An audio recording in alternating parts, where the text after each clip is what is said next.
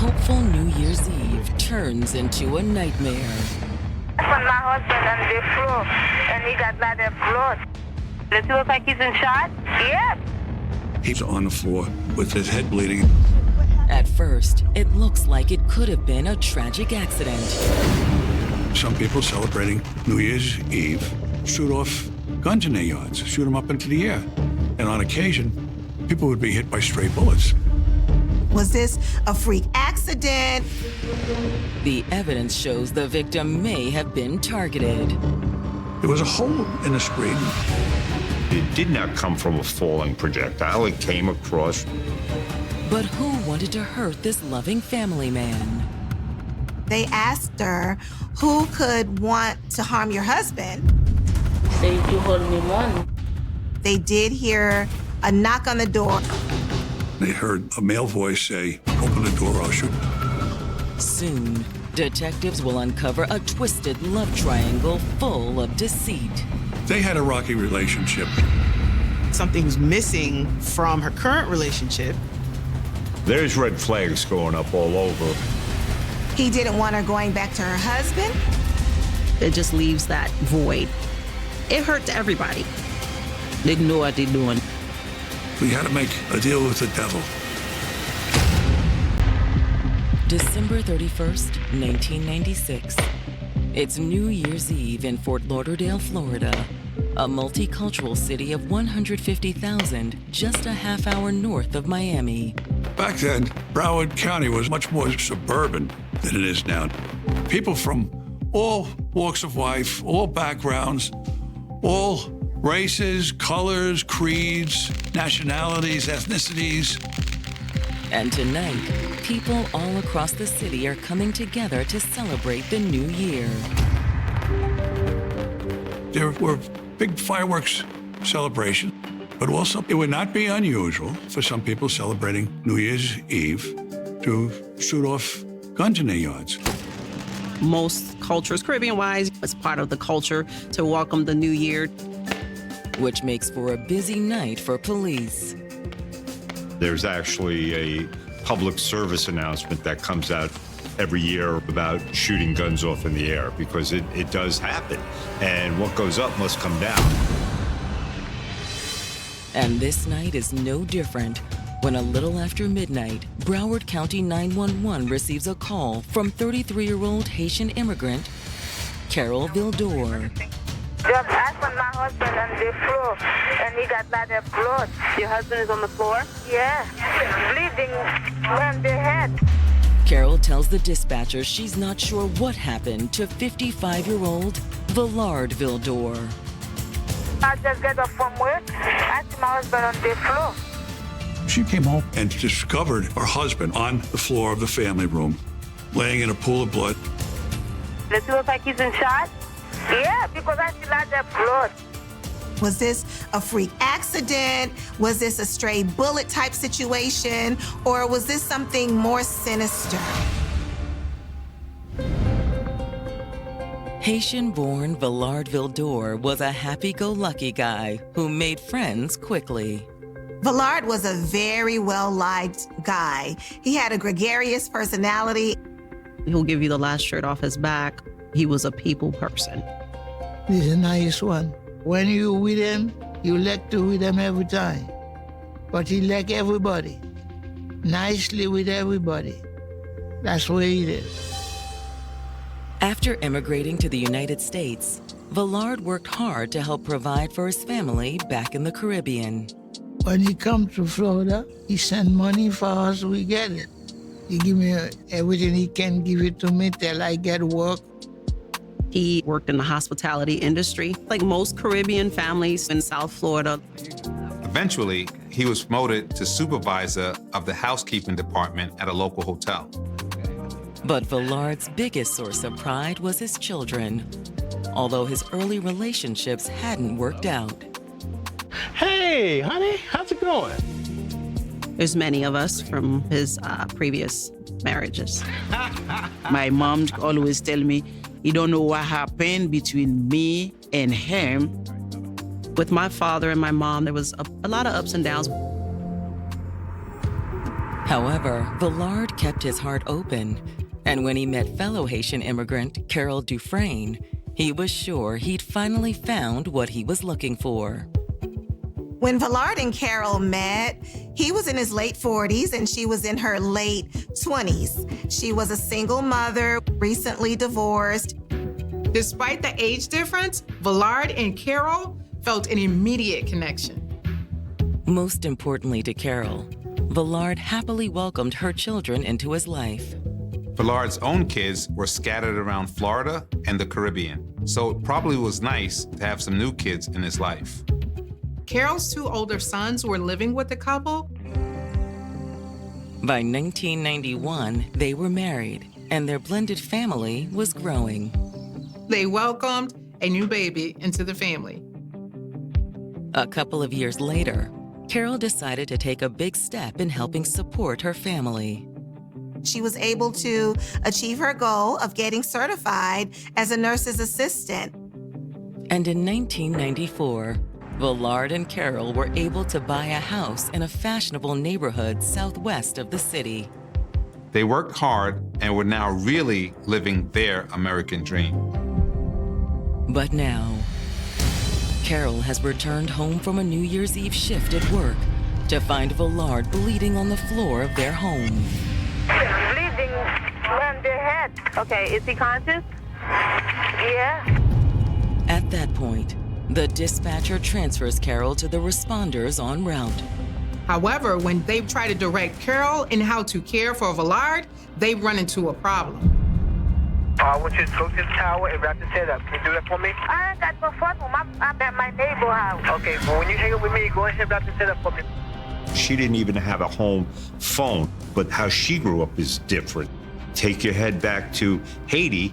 Culturally, you have to take that into account. Before hanging up with Carol, the EMT asks one more question that makes it clear just how dire the situation is. Do you know if he was breathing or not? Yeah, he's breathing, but he's just little.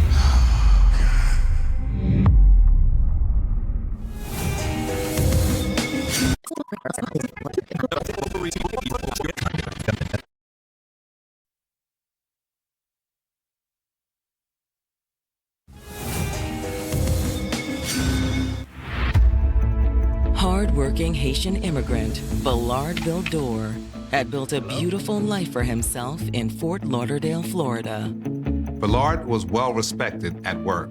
He was a good dad. He worked hard not to only take care of his children, but his extended family back in the Caribbean. He'd also found love with a fellow Haitian, 20 years his junior, named Carol.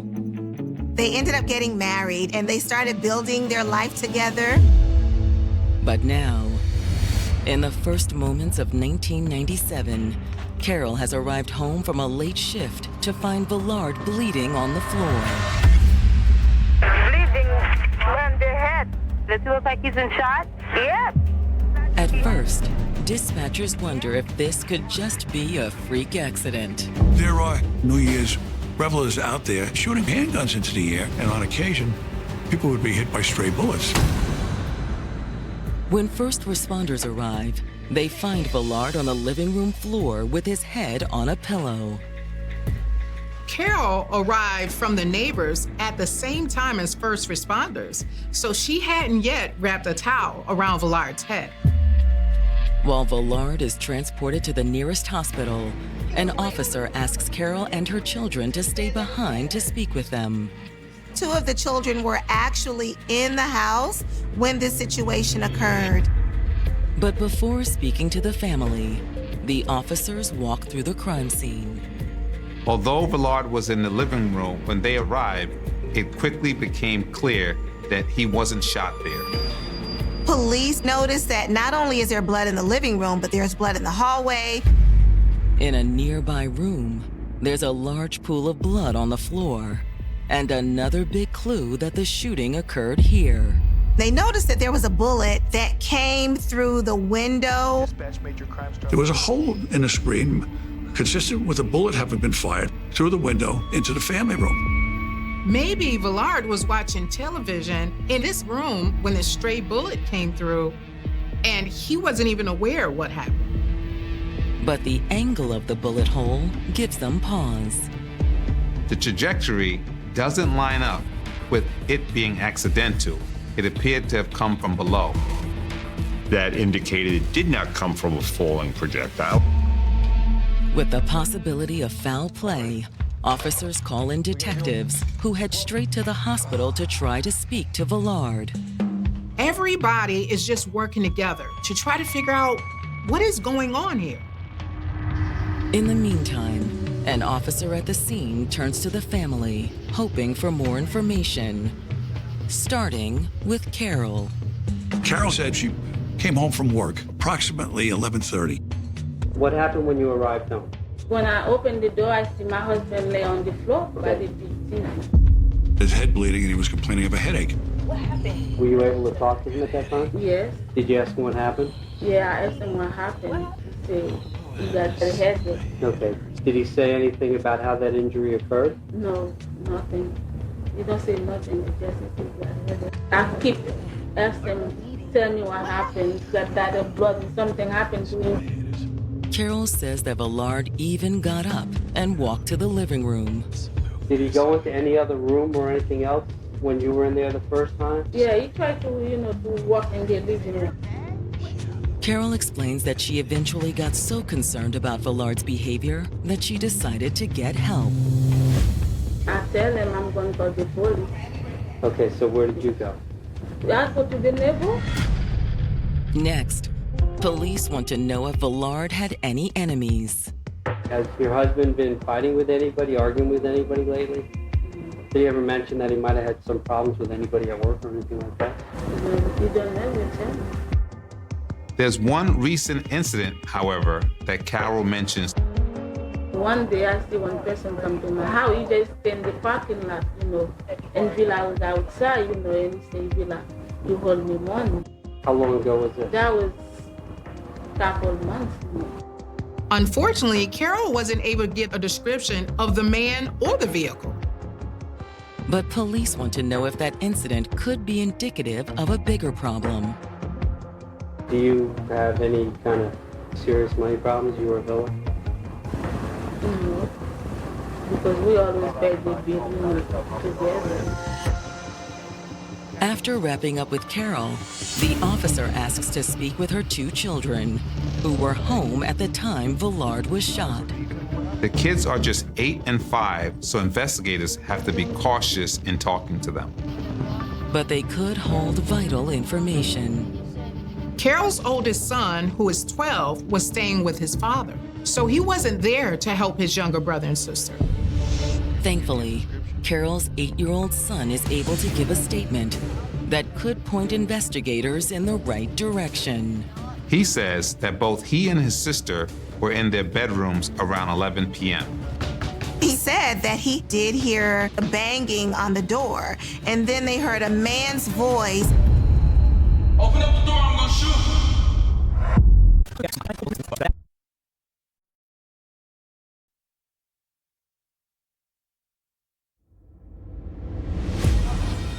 Fort Lauderdale police have just learned from Carol Vildor's 8-year-old son that someone pounded on the door just moments before his stepfather Villard was shot. He heard a male voice say, "Open the door, I'll shoot." Now, police are trying to figure out who is this man that was banging on the door. Could this be the same man that Carol had spoken about, that had come to the house yelling that Villard had owed him money? All right, well, can you give me a description? However, neither of Carol's children knew what the man looked like. They heard the shot, but they stayed in their room. These poor children had to be so traumatized hearing this chaos that was happening. Meanwhile, detectives are at the hospital, hoping to interview the victim, Villard. When they arrived, Villard was still pretty incoherent, but doctors confirmed it was a gunshot wound. They asked him, "Who shot you?" And he says, "No one shot me." He didn't even know he was shot. He's really not in a position to be able to understand or effectively articulate, and they're trying to get him to surgery. So detectives go to the hotel where Villard works to see if his co-workers can shed any light on the situation. Are you the manager? The manager, of course, was shocked to learn that Villard had been shot. What can you tell me about him? I mean, he's a great guy. He's a great worker. But then Villard's manager says something that surprises detectives. He explains that contrary to Carol's statement, the couple wasn't so happily married. He had some issues with his wife. What kind of issues? They had a rocky relationship, Carol and Villard. In fact, a month or so before the murder, she had filed papers for divorce. And apparently, Carol had found someone else. Back in the fall, Carol and Villard had rented out a room in their home to another Haitian man. The man's name is Elefon Doris. Carol saw an opportunity of maybe something she was missing from her current relationship. And Villard found out when one day he walked in on them together. Fellow countryman from Haiti invited him into his own home, and this guy repays his kindness by having sex with his wife. Villard apparently had kicked him out, but Carol decided to go too. The next day, she moved in with her lover. But soon she came crawling back to her husband. After Carol moved out with her lover, that didn't work out very well. So now she's moving her things back to her husband's place. There may have been kind of the grass is greener on the other side effect, but you may not like all the other things that come with what's on the other side. It sounds like Villard was in the middle of a tumultuous love triangle. But is that why he ended up shot? His supervisor said detectives should really talk to one of the other housekeepers, a friend Villard likely confided in. And her reaction is surprising. We're just here trying to find a little more information about Villard Vildor. What's going on? Did they hurt him? The housekeeper said that Villard had shared with her that Carol and her boyfriend were trying to kill him. She said that Villard felt that they were trying to put voodoo on him. Voodoo is very prominent in the Haitian culture. It's real to them, just as real as any religion is to any believer. And he felt his life was in danger because of it. In the Caribbean, they do believe that you can harm somebody by just speaking evil things upon them. But is it possible that when the hex failed, Carol and her boyfriend had taken matters into their own hands? When they realized that the hex didn't work, maybe they resorted to Plan B. Detectives decide to obtain confirmation of Carol's divorce filing. Carol filed for divorce on November 8, 1996, right around the time that Villard would have kicked her lover out of the house. And when detectives run a search on the Vildors, they find more intriguing records. They find 6 domestic-related complaints between Carol and Villard from October 1995 to November 1996. Most of the calls were to the couple's home, but the final one was to the residence Carol briefly shared with Elefon. Carol called the cops because someone had slashed the tires on her car, and she named her husband as the suspect. But it's a call to police on December 6th that really catches the detective's attention. She's calling for help moving her things out of her boyfriend's apartment. She was scared that he might hurt her.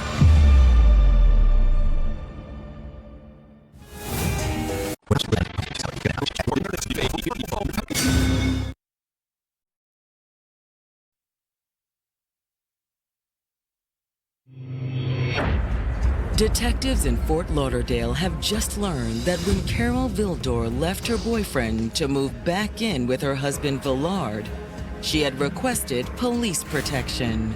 She claims that he has threatened to harm her, her husband, or the both of them.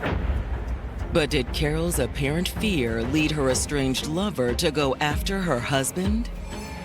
It makes sense that if Carol returned to Villard, that Elefon may have been angry and went out for revenge.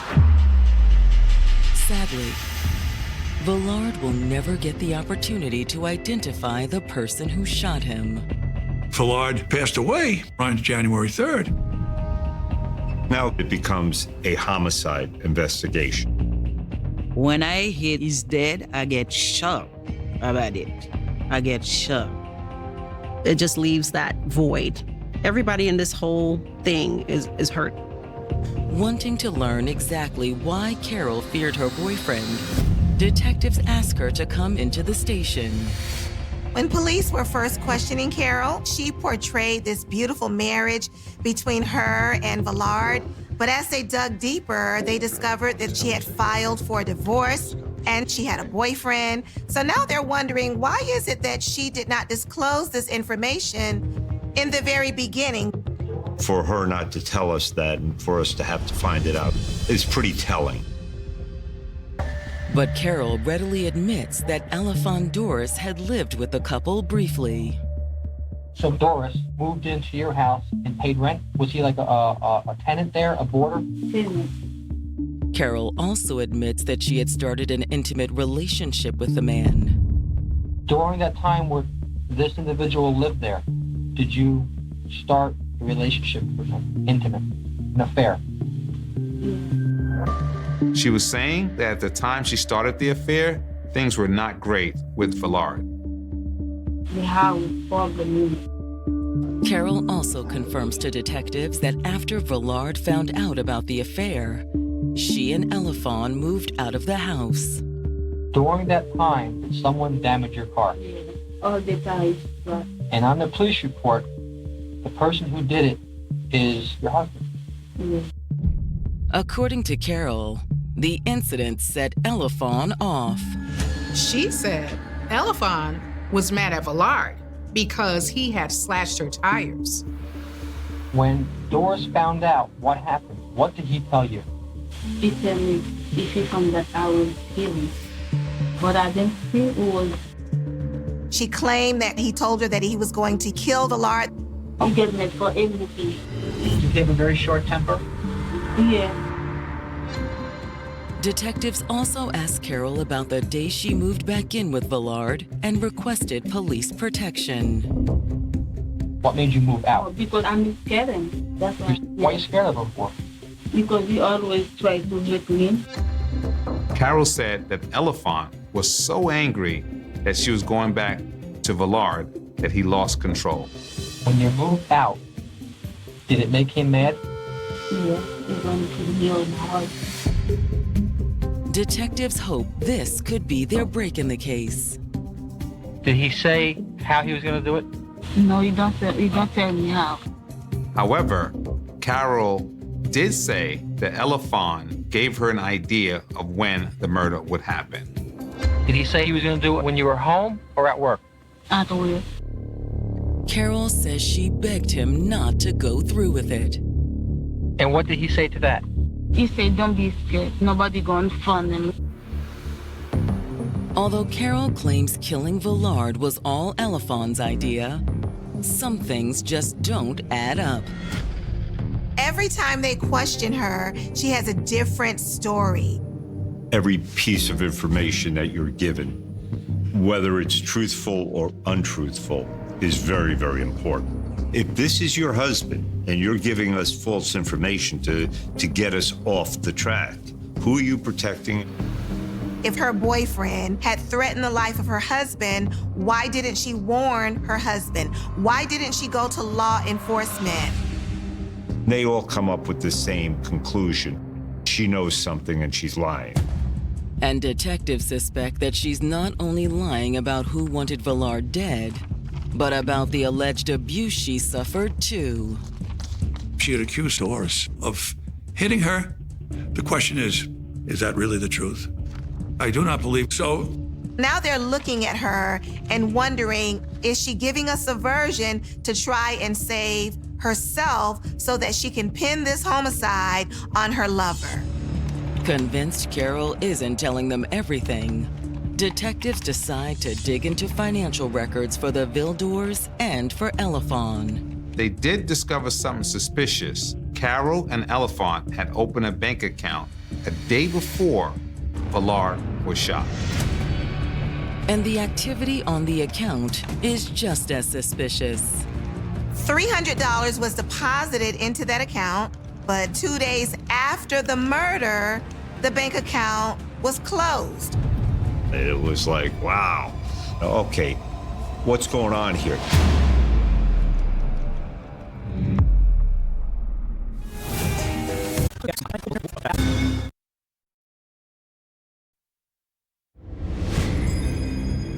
Detectives have just uncovered evidence that Carol Vildor and her lover, Elefon Doris, opened and closed a joint bank account in the days surrounding the shooting that killed her husband, Villard. They opened the account on December 30th and deposited $300. 3 days later, the account was closed. What's going on here? Your husband was just murdered. What happened to the money? Determined to find out the truth, detectives haul Carol back in for another round of questioning. The detectives have a plan. They start slow, trying to gain Carol's trust. And their patience pays off. Guilt is a very, very strong emotion that eats away at your soul. She starts confessing to them, but they inform her of her rights so that her story could be admissible in court. So they stop her, Mirandize her, and ask her to start from the beginning. And surprisingly, she does. Carol then drops a bombshell. There was someone else involved. Now, who's Eric? There's a third person that has now been brought into this situation, Eric Joseph. Eric is Elefant's roommate. And according to Carol, the plan was for Eric to shoot Villard. He said, "Hey, go and do it, and to shoot my husband." Carol claims Elefon had purchased the murder weapon the week of the murder. Elefant allegedly used some of the money from their joint bank account. Then they ask her who withdrew the rest of the money and closed the account 3 days later. Did you take it out? No, I didn't take it Okay, out. who else has access to your account? Nobody. Detectives then turn their attention to the night of the shooting. So Eric's job was to do the shooting and killing. Yeah. Okay. How did Eric get to your house? You just did bicycle. Took a bicycle. Yeah. Asked about her role, Carol claims she was just supposed to leave the house. And your job was to do what? Go to work, cause when I'm coming at home, when I see that people before. So you were supposed to come home and act surprised? Yeah. Eric was going to come shoot Villard that night. And then when Carol came home from work, she has an alibi. Carol also maintains that Villard was never able to identify his attacker. Does your husband ever tell you who shot him? No, he don't ever tell me. What does he tell you? He tell me he had it, and I keep asking who did it, but I know who did it, but I keep asking him. At the end of the interview, detectives hold Carol in custody and go get arrest warrants for Elefon and Eric. They were brought in without any incident. Detectives get the two men settled into interrogation rooms. But when they start with Elefon, they run into a language barrier. And it was only until they found a detective who spoke fluent Creole that they could explain the Miranda rights. Through the translator, he waives his Miranda rights and agrees to talk to detectives. They're very direct with him. They let him know that he's looking like a person of interest. But he completely denies being involved in the murder plot or ever trying to hex Villard. On December 31st, 1996, did you have a meeting with Carol and Eric about killing Villard? No. Did you ever threaten to kill Villard? No. Did you ever fight with Vilad? No. He tells police that it was actually a plan between Carol and Eric. He never made an admission that he wanted Vilad shot or killed. Never did. He did say that his roommate, Eric, did it. Did you have a gun? No. It was Eric that rode his bike over to the home of Carol and Vilard. He is the person that shot him. He does, however, admit to being there when the plan came together. Were you in your apartment when they were talking about killing Vilad? Yes, he was at the apartment. And yes, Eric and Carol were in his apartment. He also tells detectives he saw Eric with a gun. Eric had a gun. Describe the gun. He said it looked like a small revolver. He says that Eric shot him and then afterwards went to his girlfriend's house. Okay. After the murder, where did Eric go to and sleep? He said he told him he wanted to go sleep at his girlfriend's house. Elefon also acknowledges opening the bank account with Carol, but says she was just helping him out and that it had nothing to do with the plot to kill Vilard. Whose account was that? For me. He also denies wanting Vilard out of the way in order to be with Carol. Did you plan to marry Carol? No. He had a fleeting affair with Carol and didn't want any more of it because he had a girlfriend in Haiti. When detectives sit down with Eric, he also denies having anything to do with the murder and points the finger back at Elefon. Why did you kill Vilard, Eric? I didn't. It was Elefane. He claims that this whole plot was between him and Carol, and he was just a bystander that overheard the conversation. They even talked about how they tried to do voodoo first, and it didn't work. Eric also denies going over to Carol and Villard's house or going to his girlfriend's after the murder. Unsure what to believe at this point, detectives decide to follow up with Eric's girlfriend. Upon speaking with her, they find out some shocking news. Yeah, Eric came over that night. He showed up a little before midnight, but he was acting kind of weird. She says that he had a small revolver with him, which he shows her. She couldn't shake the feeling that something was wrong, so the next morning, she asked him about it. Hey, so why do you even have that gun? Because I shot a guy last night.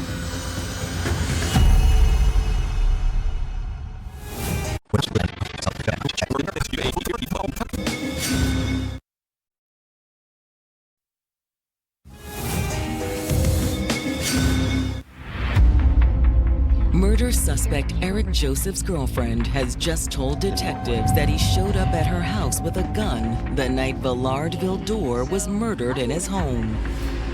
I shot a guy last night. Eric had come home and he eventually told her that he had killed somebody. So we had corroboration. Do you know what happened to the gun after that? He told me he buried it behind his cousin's house. The girlfriend's statement confirms what Carol Vildor and her lover, Elefon Doris, told investigators, that Eric was the triggerman in the plot to kill Vilard. Hoping for the last bit of evidence they need, detectives arrange a search of the area where Eric's girlfriend said he'd buried the gun. They never found it. So where he eventually removed it, we'll never know. Still, detectives feel they have enough to charge all three with first-degree murder and conspiracy to commit murder, although Elefon continues to maintain his innocence. The allegations originally that there were three conspirators, with Carol being the ringleader of it all. Carol then tried to put it off on her boyfriend, but according to him, Eric told him he was going to do it for no other reason than money. I do not believe Elefane was the one who wanted Vilard dead. And I think Carol vindictively, after the fact, put it off on him, maybe because she was a lover scorned. She knew what she do, and she do it in purpose. To untangle the web of allegations, prosecutors rely on the statement from Eric's girlfriend alongside some additional witnesses. We corroborated other witnesses to whom Eric made admissions that he shot Villard. We had another witness who saw Eric on a bike that night with a gun. So we could put a gun in his hand. As for Elephant's alleged involvement, prosecutors turned to Carol herself. We had to make a deal with her, a deal with the devil, because we needed her testimony to prove that there was a conspiracy between she, Elephant, and Eric. As part of the deal, prosecutors dropped the first-degree murder charge against Carol, and she pleads guilty to the conspiracy charge. She ended up getting 30 years in prison as opposed to life in prison. When Eric's trial begins, prosecutors contend that Carol conspired with him to kill her husband. We had the makings of a good case against Eric. It's very interesting what prompted Eric to get involved. It was for cold hard cash. Eric himself admitted to a witness that he was being paid $1,000 to kill a man. He did it for money. Prosecutors argue that while Carol was at work on New Year's Eve, Eric rode a bicycle over to the home that Carol and Villard shared and went up to the side door. Coming! Open up the door! And as Villard looked to see who was at the door, he was shot. What are you doing? Open up now before I shoot. Thinking that Villard had died, Eric rode the bike over to his girlfriend's house.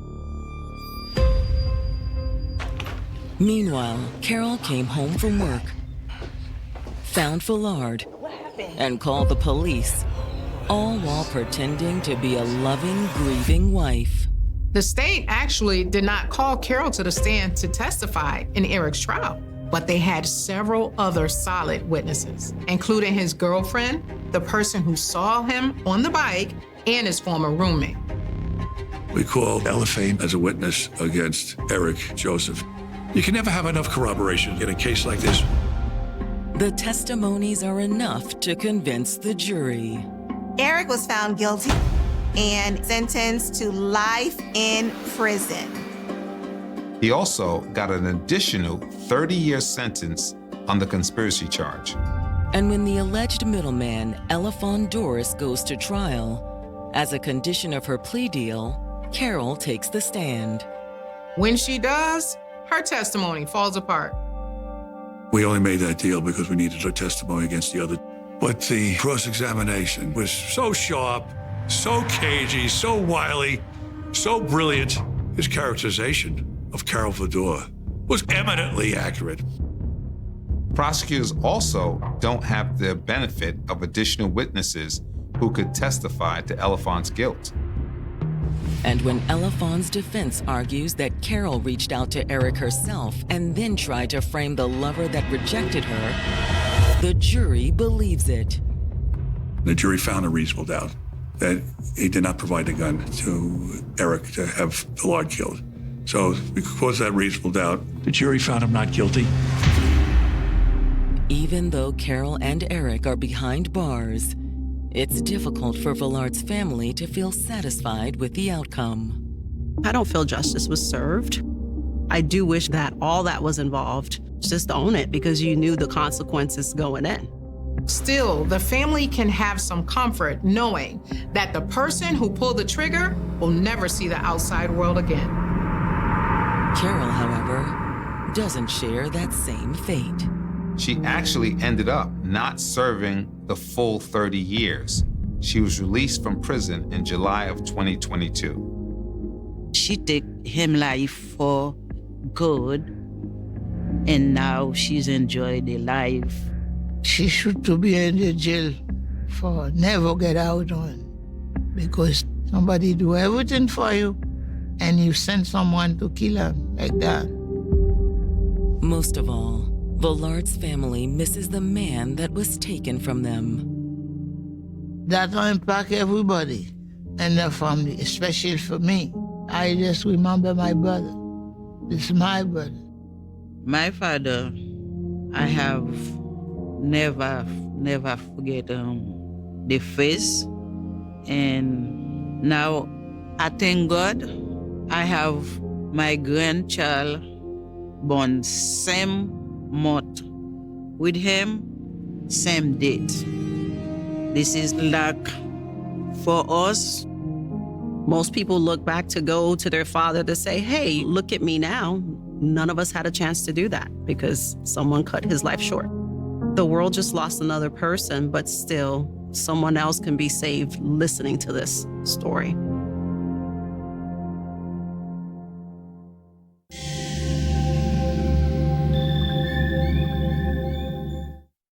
There are disappearances that leave behind questions. Then there are disappearances that seem to erase the line between reality and nightmare.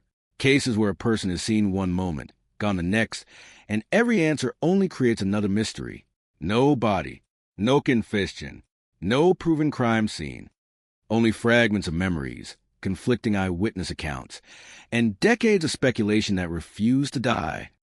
Imagine standing on the balcony of a cruise ship before sunrise. The Caribbean Sea stretches endlessly in every direction. The air is warm. The only sound are waves brushing against steel and distant music fading from a nightclub that is finally closed. Thousands of passengers are asleep. Security cameras are limited. The ocean is impossibly vast. Somewhere in that darkness, a single moment changes everything. On March 24th, 1998, 23-year-old Amy Lynn Bradley vanished from the cruise ship Rhapsody of the Seas while it was sailing near Curacao. She was never found. More than 2 decades later, investigators still cannot say with certainty what happened during those final hours. Accident, suicide, murder, human trafficking. Every theory has supporters. None has been proven. What remains is one of the most haunting missing person cases in modern American history. Amy Bradley was not someone her family believed would simply disappear. Friends describe her as confident, athletic, and independent. She had graduated from college, worked hard, and enjoyed adventure without being reckless. She was a competitive swimmer whose comfort around water made one popular theory, that she accidentally fell overboard, difficult for her loved ones to accept. The Bradley family had planned the cruise as a vacation together. Ron and Iva Bradley wanted time away from everyday life. Amy and her younger brother Brad joined them aboard the Rhapsody of the Seas, a massive floating resort carrying more than 2,000 passengers and crew members through the Caribbean. For most travelers, a cruise represented escape. Endless buffets, tropical islands, music echoing through polished hallways, smiling crew members greeting guests by name. Every detail carefully designed to create the illusion of safety. No one boarding that ship imagined it would become the setting for one of the world's most famous unsolved disappearances. During the first days of the voyage, Amy appeared relaxed. She explored the ship with her family, laughed during meals, and enjoyed the entertainment offered each evening. Like many young passengers, she spent time socializing, listening to live music, and dancing late into the night. Nothing suggested danger. Nothing suggested those ordinary vacation moments would soon become evidence. On the evening before her disappearance, Amy and Brad visited one of the ship's nightclubs. Music filled the room. Lights flashed across the dance floor. Crew members and passengers mingled together, creating an atmosphere where strangers became temporary friends. Witnesses later recalled seeing Amy dancing with one of the ship's musicians, a member of the onboard band. Accounts differed on exactly how long they spoke or whether the interaction meant anything significant. Some described casual conversation. Others believed the musician appeared unusually interested in her. Years later, these observations would be examined repeatedly by investigators, journalists, and amateur detectives searching desperately for meaning inside ordinary social interactions. Because after Amy vanished, every smile became suspicious. Every conversation became a possible clue. Every minute mattered. As the nightclub began closing during the early morning hours, Amy and Brad eventually left together. Surveillance technology aboard cruise ships in 1998 was far more limited than what exists today. Investigators would later discover there was no complete visual record capable of reconstructing Amy's final movements. That missing footage would become one of the first major obstacles. Brad later said they returned toward their family's cabin sometime after 3 o'clock in the morning. Their parents were already asleep. Amy remained awake. She stepped onto the private balcony connected to the family's cabin. The Caribbean night was quiet. Warm wind drifted across the sea. Somewhere beyond the darkness, the ship continued its steady journey toward Curacao. Ron Bradley later remembered waking briefly before dawn, looking toward the balcony. He believed he saw Amy sitting in a chair outside. It appeared she was relaxing. Nothing looked unusual. He went back to sleep. It would become the decision he replayed for the rest of his life. When Ron awoke again approximately half an hour later, Amy was gone. At first, there was no panic. Passengers often woke early to watch ships arrive in port. Others grabbed breakfast before excursions began. Amy could easily have gone for coffee, taken photographs, or walked the decks while enjoying sunrise. Her shoes were still inside the cabin. Her cigarettes remained behind. Most of her belongings were untouched. Only Amy had disappeared. Her family searched nearby hallways. No sign. They checked public areas. Nothing. Minutes passed. Concern turned into fear. Ron immediately reported Amy missing. According to the Bradley family, they urged cruise personnel to prevent passengers from leaving the ship once it reached Curacao. If Amy was somewhere aboard, securing exits could preserve precious time. If someone had harmed her, preventing disembarkation might trap those responsible. The family has long maintained that this request was not acted upon immediately. Instead, passengers reportedly continued preparing to leave for island excursions. Thousands of people began moving through terminals. Crew members performed routine operations. Potential witnesses scattered across an international port. Whether those lost hours changed the outcome remains one of the most painful questions surrounding the investigation. The ship was eventually searched. Cabins, public lounges, storage spaces, restaurants, crew-only areas. Nothing. There was no confirmed sign that Amy remained aboard. Authorities considered perhaps the simplest explanation first. Had she fallen overboard? Cruise ships are enormous structures surrounded by open ocean. Falls do occur, although they are relatively rare. Without witnesses, rough currents can carry evidence far from the point of entry within a remarkably short time. Yet several details complicated this theory. Amy was an experienced swimmer. Weather conditions were relatively calm. No passenger reported hearing screams. No one reported seeing someone fall. No emergency alarms were triggered. Search aircraft and nearby vessels reportedly looked across surrounding waters after the disappearance became known. No body appeared. No floating belonging surfaced. The sea kept its silence. Investigators next reconstructed Amy's known timeline as carefully as possible. Who saw her last? Who spoke with her? Did she leave voluntarily? Was anyone following her? Attention inevitably returned to people who had interacted with Amy only hours earlier. Crew members were questioned. Passengers were interviewed. One musician attracted particular attention because witnesses had seen him dancing with Amy during the nightclub's final hours. The musician denied any involvement and cooperated with investigators. No publicly released evidence has ever linked him directly to Amy's disappearance. Still, his name continued appearing in documentaries and media reports because investigators were forced to examine everyone who had been among the last known people to see her alive. When hard evidence is missing, speculation rushes into the empty space. Every rumor grows larger. Every coincidence becomes suspicious. Every unanswered question creates another. Meanwhile, Amy's family refused to believe she had simply vanished into the sea. They knew her personality. They knew her plans. She had spoken about future goals. She had not appeared depressed. She had shown excitement about the vacation. Most importantly, they argued she would never willingly abandon the people closest to her without explanation. That conviction became the foundation of everything they did afterward.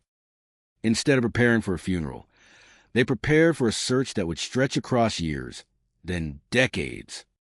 Investigators from multiple jurisdictions became involved as the case expanded beyond a missing passenger aboard a cruise ship.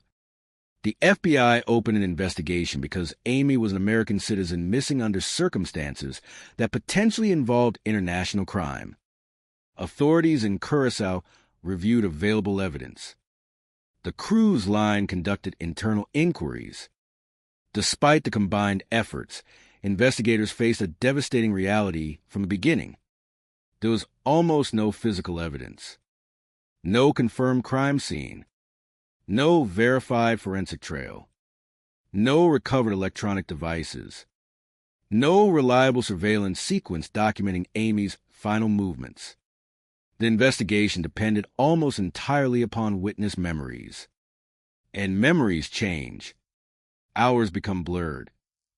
Times become uncertain. Faces blend together. One person confidently recalls seeing someone at sunrise. Another insists it happened later. Someone remembers a conversation. Someone else remembers silence. As weeks turned into months, Amy Bradley's disappearance transformed from an active search into an international mystery. News outlets across the United States featured her photograph. Missing person organizations distributed flyers. Investigators appealed repeatedly for information. Thousands saw her face.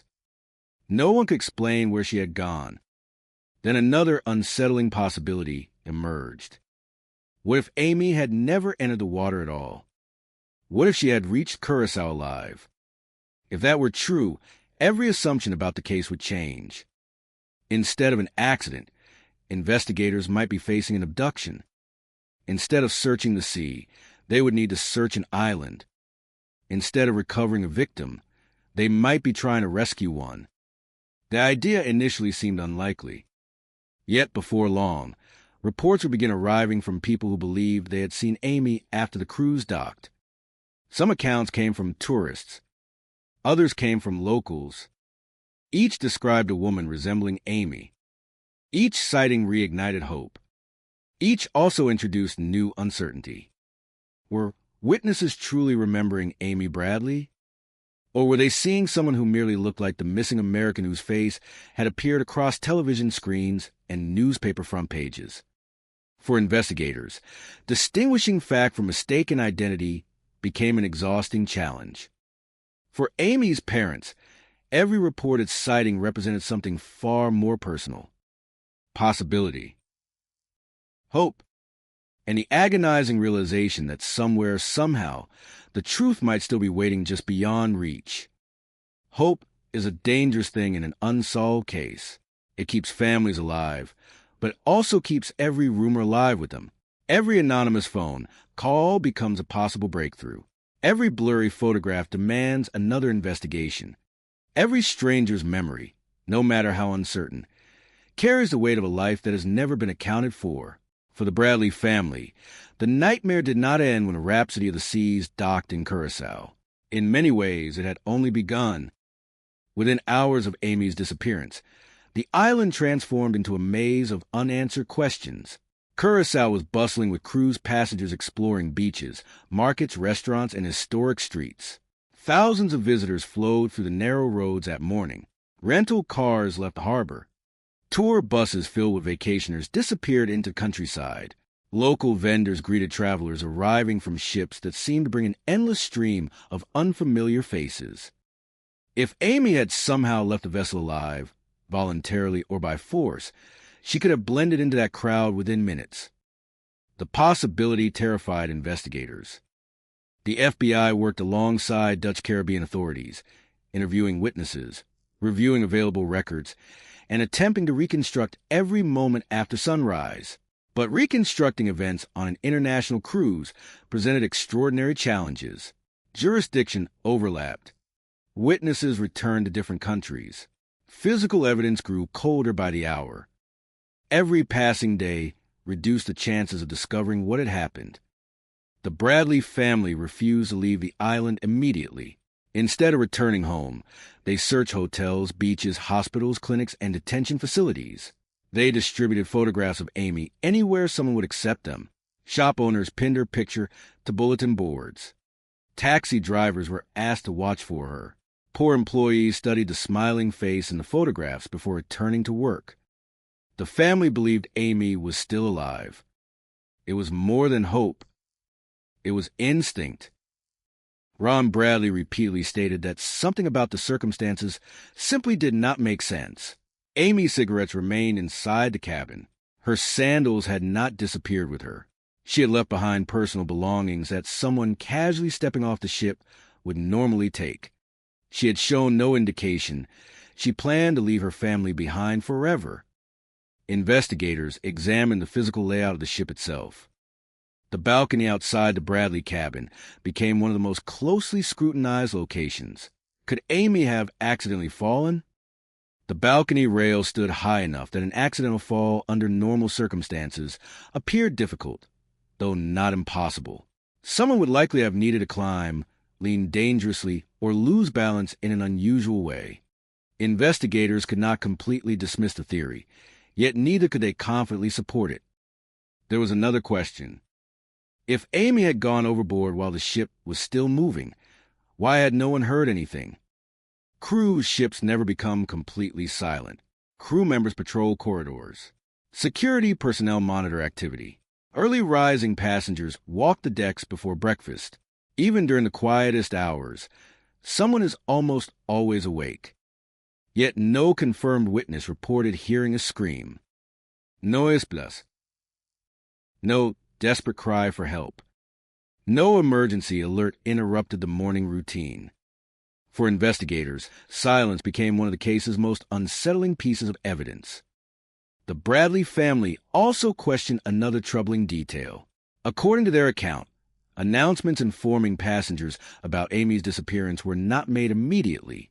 By the time many people aboard realized someone was missing, numerous passengers had already disembarked onto Curaçao. Those hours became impossible to recover. Had potential witnesses unknowingly walked past Amy? Had someone seen an argument but failed to recognize its importance? Had an offender escaped into the crowd before authorities fully understood the situation? No one could answer. As media attention intensified, reporters began interviewing passengers who had been aboard the Rhapsody of the Seas. Some remembered seeing Amy laughing in the nightclub. Others recalled passing her in hallways. A few believed they had seen her later that morning, though timelines often conflicted. Human memory is remarkably unreliable after traumatic events. People unintentionally fill gaps. Conversations merge together. Faces become attached to incorrect moments. Detectives therefore treated every statement cautiously. Among those statements, however, one would attract significant attention. Several witnesses recalled Amy spending time with members of the ship's entertainment staff during the evening before she disappeared. One crew musician, often identified publicly only by a stage nickname, became the focus of repeated media speculation. Witnesses had observed the two dancing and talking inside the nightclub. Investigators interviewed him. He denied harming Amy. No publicly disclosed physical evidence has ever connected him to her disappearance. Nevertheless, speculation continued because his interaction with Amy represented one of the last independently confirmed sightings before she vanished. The distinction between suspicion and evidence became increasingly important. Public curiosity often filled the vacuum left by missing facts. Television specials suggested possibilities. Magazine articles highlighted coincidences. Online discussions years later would magnify theories until many readers mistook speculation for established truth. The actual investigation remained far more cautious. Officials pursued every credible lead while acknowledging that none conclusively established what had occurred. Weeks after the disappearance, another account emerged that complicated the investigation even further. A Canadian tourist later reported encountering a woman on a beach in Curacao who strongly resembled Amy Bradley. According to his account, the woman appeared distressed and was accompanied by two men. Before he fully processed the encounter, she was gone. At the time, he reportedly did not realize Amy was a missing person. Only after seeing news coverage later did he contact authorities. Investigators reviewed his statement carefully. Could the woman truly have been Amy? Or had hindsight reshaped an ordinary memory into something extraordinary? Without photographs or additional witnesses, the report remained impossible to verify. Yet it accomplished something else. It strengthened the Bradley family's belief that Amy had survived beyond the ship. Then came another unsettling report. A United States Navy sailor claimed that while visiting a brothel in Curacao several months after Amy disappeared, he encountered a woman who identified herself as Amy Bradley. According to his account, she quietly pleaded for help, explaining that she was being held against her will. The sailor later stated that he hesitated. He believed leaving immediately to seek assistance might place the woman in greater danger. By the time he decided to report the encounter, the opportunity had vanished. Authorities investigated the claim. No evidence conclusively confirmed it. Critics questioned why the report had not been made immediately. Supporters argued that unexpected encounters involving possible victims of exploitation often produce confusion and delayed reactions. Again, investigators face the same impossible dilemma. A potentially vital lead. No physical evidence. No verification. No resolution. For Amy's parents, however, these reports were impossible to ignore. Every claimed sighting suggested one horrifying possibility. If Amy had been abducted, she might still be alive somewhere, waiting for rescue while years passed without answers. The emotional burden became almost unbearable. Instead of mourning, the family existed in permanent uncertainty. Birthdays arrived. Christmases passed. Family photographs gained new faces through marriages and children. Amy remained forever 23. Her place at family gatherings existed only in memory. Meanwhile, investigators broadened their examination beyond the ship itself. Could organized criminal groups operating in Caribbean ports have targeted vulnerable tourists? The question was controversial. Law enforcement acknowledged that human trafficking existed throughout various regions of the world. However, connecting Amy's disappearance directly to such networks required evidence investigators simply did not possess. Some experts argue that cruise terminals create environments where offenders can identify isolated travelers. Others noted the significant logistical challenges involved in abducting an adult from a busy international port without attracting attention. Both perspectives carried merit. Neither resolved Amy's case. Attention also turned toward ship security procedures in the late 1990s. Modern cruise ships typically employ far more extensive surveillance systems than were available when Amy disappeared. Today, digital cameras monitor numerous public areas. Passenger identification systems have evolved. Overboard detection technologies have been developed on some vessels, though implementation varies. In 1998, many of those safeguards either did not exist or were far less comprehensive. That technological gap created permanent blind spots. Investigators could not review footage that had never been recorded. They could not recover digital tracking data that had never been collected. Critical minutes disappeared into history. The cruise industry itself came under increasing public scrutiny. Families of missing passengers questioned emergency protocols. Advocates pushed for stronger reporting requirements and improved surveillance aboard passenger vessels. Amy Bradley's disappearance became one of several high-profile cases cited in broader discussions about maritime safety and accountability. Yet, public debate could not answer the one question her parents asked every morning. Where's Amy? As months became years, missing person specialists emphasize an uncomfortable reality.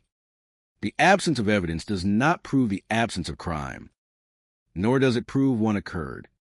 Without a body, without verified forensic evidence, without a confession, investigators remain trapped between competing possibilities.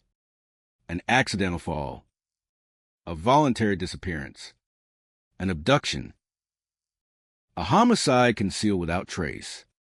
Each theory explains certain facts. Each left others unanswered. Perhaps the greatest frustration came from the realization that the truth almost certainly existed. Someone knew what happened.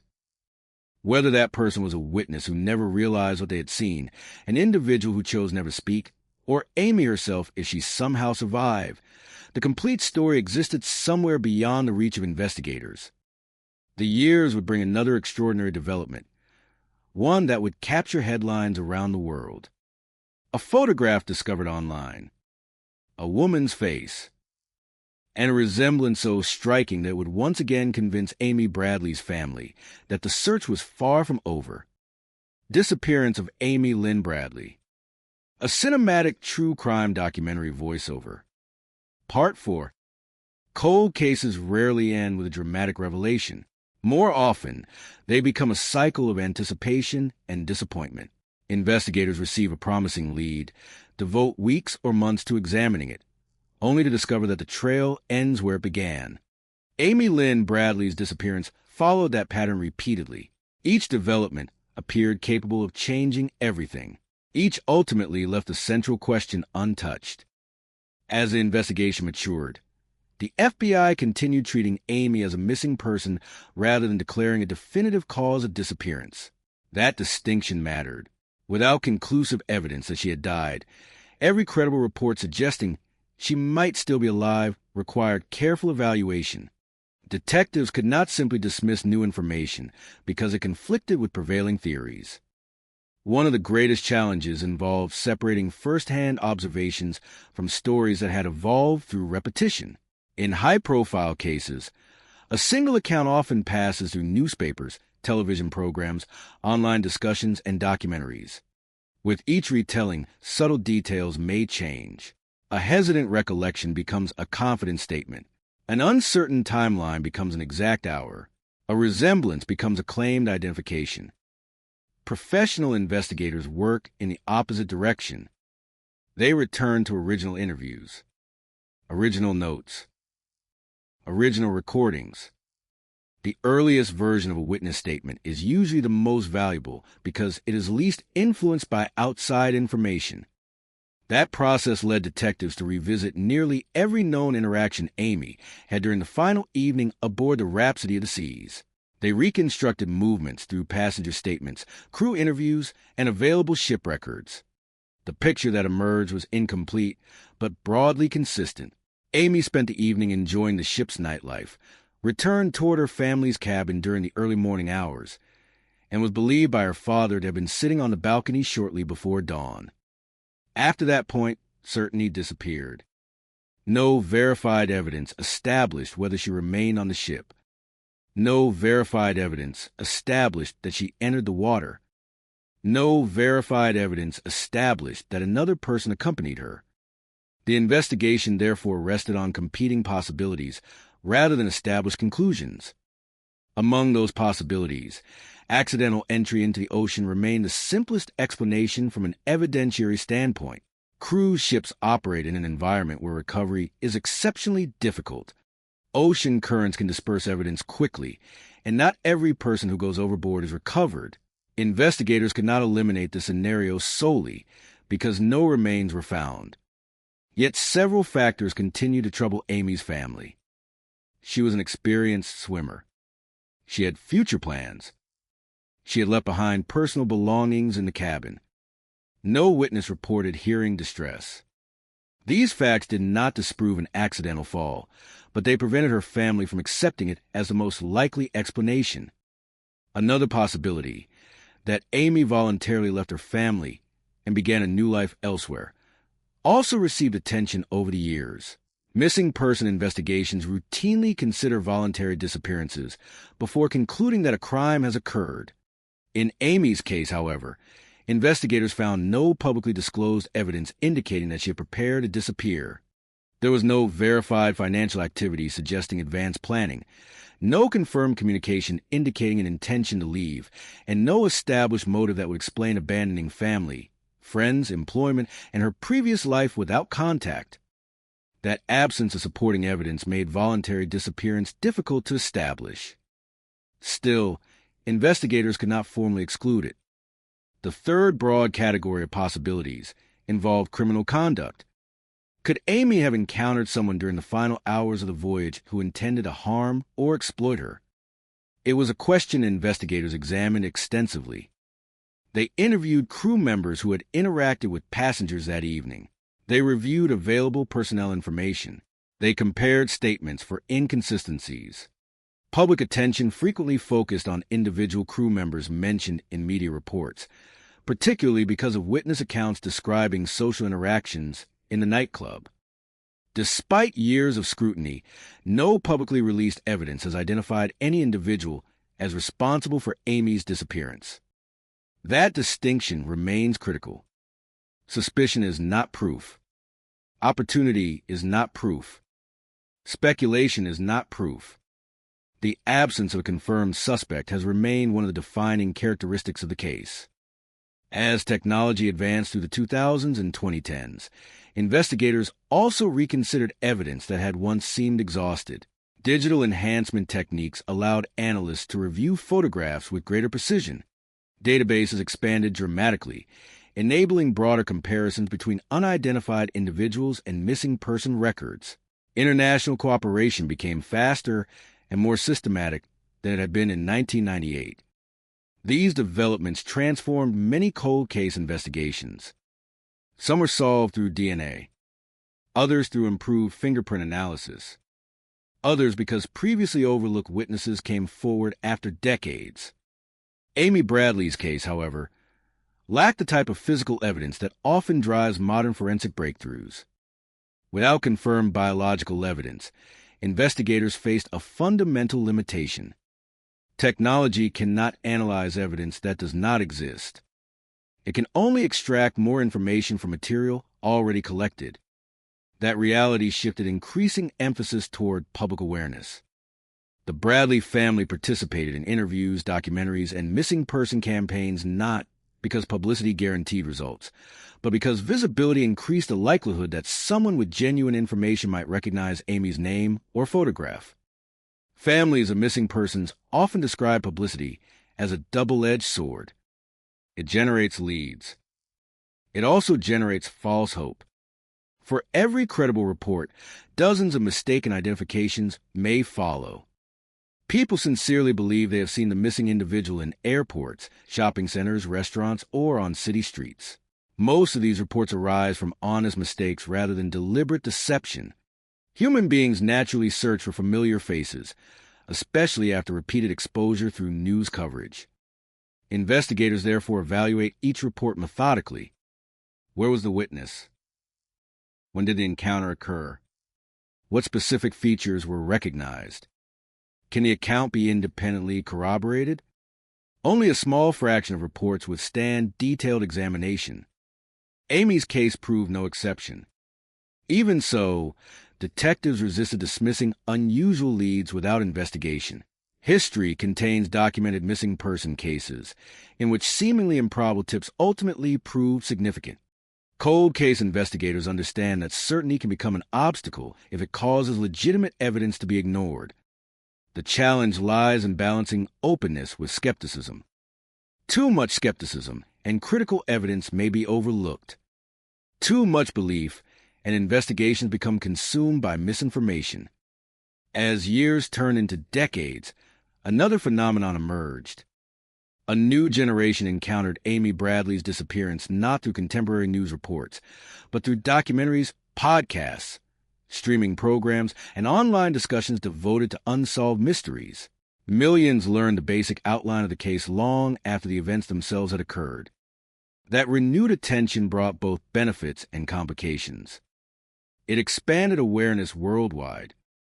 It also amplified theories that sometimes extended far beyond the available evidence. Investigators consistently emphasize an important principle. Theories are useful only when they generate testable leads. A theory unsupported by evidence remains speculation, regardless of how compelling it appears. That principle guided every major review of Amy's case. Investigators remained willing to reconsider assumptions. They remained unwilling to substitute certainty where evidence was absent.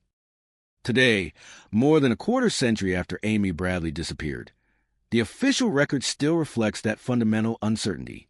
The circumstances surrounding her disappearance remain undetermined. No verified evidence conclusively establishes whether she died at sea, left the ship alive, or became the victim of a crime after her last confirmed sighting.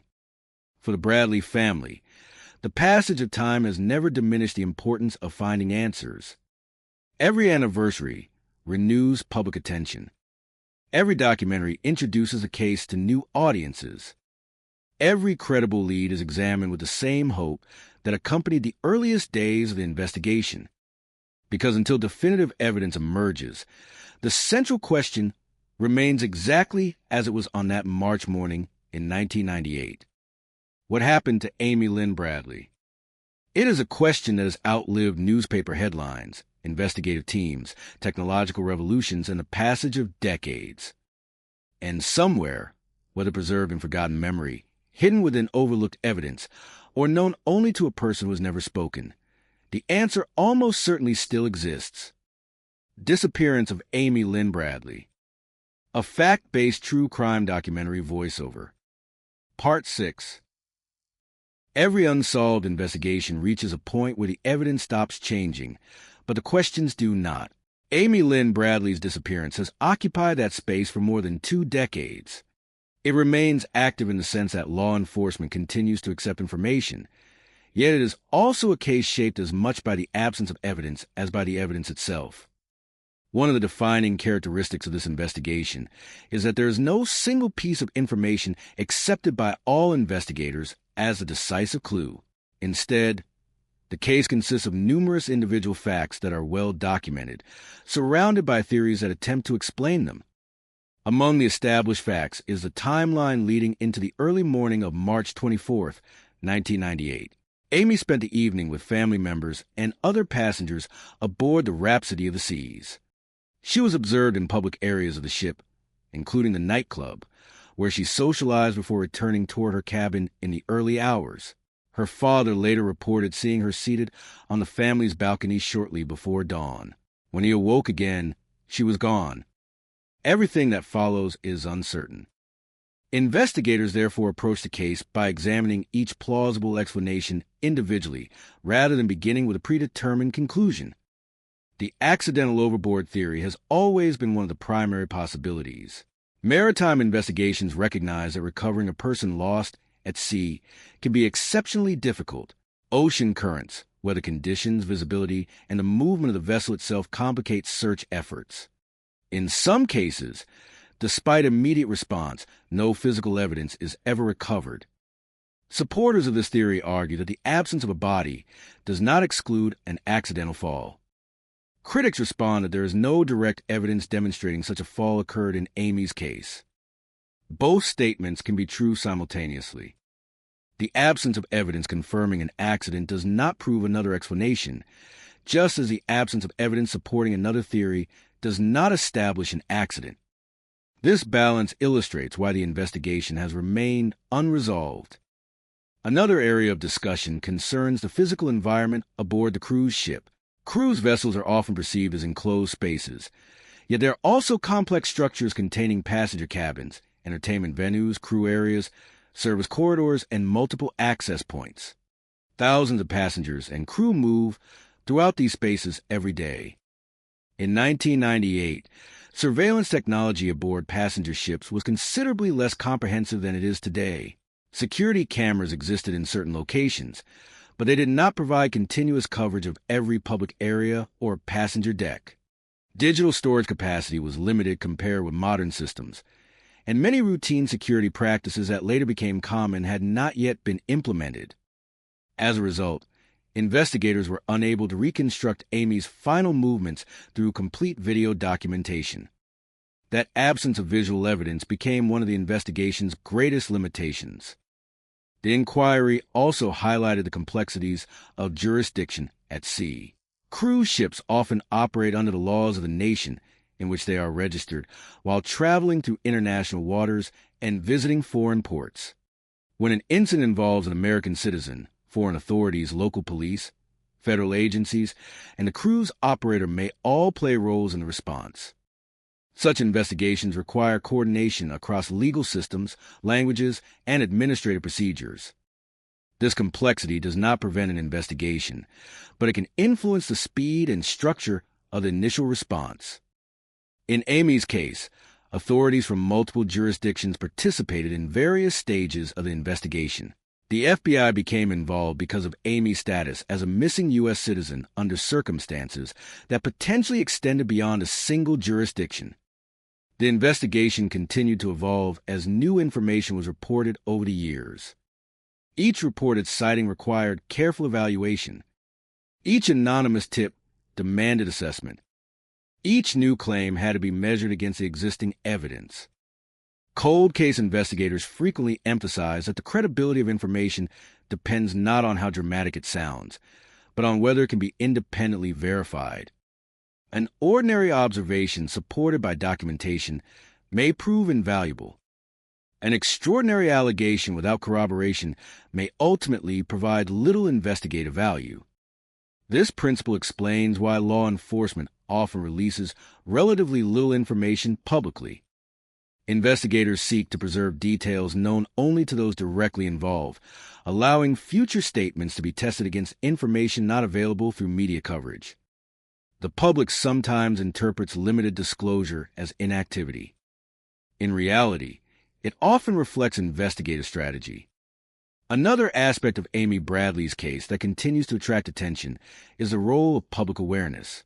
Missing person investigations depend heavily upon recognition.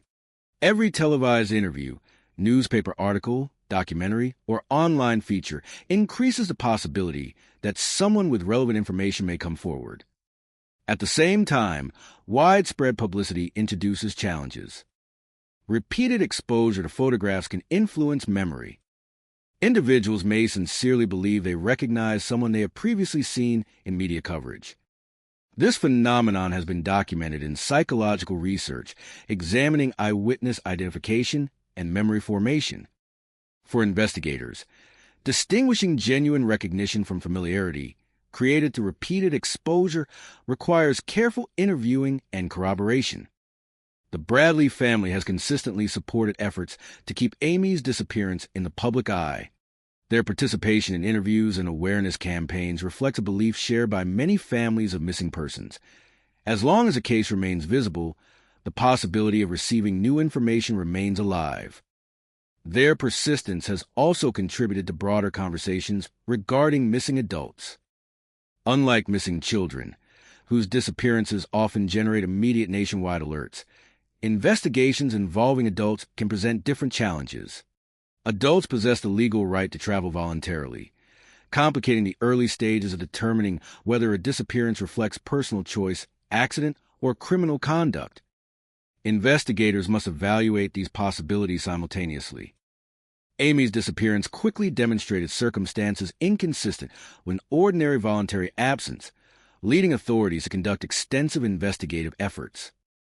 Over time, the case has been studied not only by investigators, but also by researchers examining missing person investigations more generally. It illustrates several recurring themes found in unresolved cases. A disappearance occurring during a limited time window. The absence of confirmed crime scene. Minimal physical evidence. Multiple plausible explanations. Numerous reported sightings that cannot be conclusively verified. Extensive public attention sustained over decades. These characteristics make the case both compelling and exceptionally difficult to resolve. The passage of time creates both disadvantages and opportunities. Witness memories become less reliable. Physical evidence may deteriorate or disappear. Conversely, advances in forensic science, improvements in information sharing, and renewed public attention occasionally generate investigative breakthroughs many years after an event. History contains numerous examples of cold cases solved decades later through evidence once considered insufficient. For that reason, investigators rarely describe such cases as impossible to solve. Instead, they recognize that resolution often depends upon information that has not yet emerged. As of today, no publicly available evidence has established with certainty what happened during Amy Bradley's final known hours aboard the Rhapsody of the Seas. The investigation remains open, and authorities continue to encourage anyone possessing first-hand information to contact law enforcement. That official position reflects the fundamental reality of the case. The evidence is incomplete. The questions remain. And somewhere between the documented timeline, the unverified reports, and the vast expanse of the Caribbean lies an answer that has so far remained beyond the reach of investigators. Until that answer is supported by verifiable evidence, Amy Lynn Bradley's disappearance will continue to stand as one of the most enduring unsolved missing person cases associated with modern cruise travel. Not because of sensational theories, but because the available facts have never been sufficient to reveal exactly what happened on that early morning in March 1998. As the years passed, Amy Lynn Bradley's disappearance gradually became more than a single missing person investigation. It became a case study in the challenges of cold case work, where investigators must balance public interest, evolving technology, and the strict evidentiary standards required to establish facts. One of the most important lessons from the case is the distinction between what investigators know, what they suspect, and what they simply cannot determine. The confirmed timeline ends in the early morning hours of March 24th, 1998. Amy was aboard the Rhapsody of the Seas. She had spent part of the evening with family members and other passengers before returning toward her cabin. Her father later reported seeing her on the balcony shortly before dawn. A short time later, she was no longer there. Everything beyond that point remains the subject of investigation rather than certainty. This uncertainty has generated extensive public discussion over the years, particularly regarding reported sightings. Law enforcement agencies have reviewed numerous accounts from individuals who believe they encountered a woman resembling Amy after her disappearance. Some reports were submitted shortly after the alleged encounter. Others were reported months or even years later. Delayed reporting presents investigators with a difficult problem. The longer a witness waits before coming forward, the more challenging it becomes to verify the information. Physical evidence may no longer exist.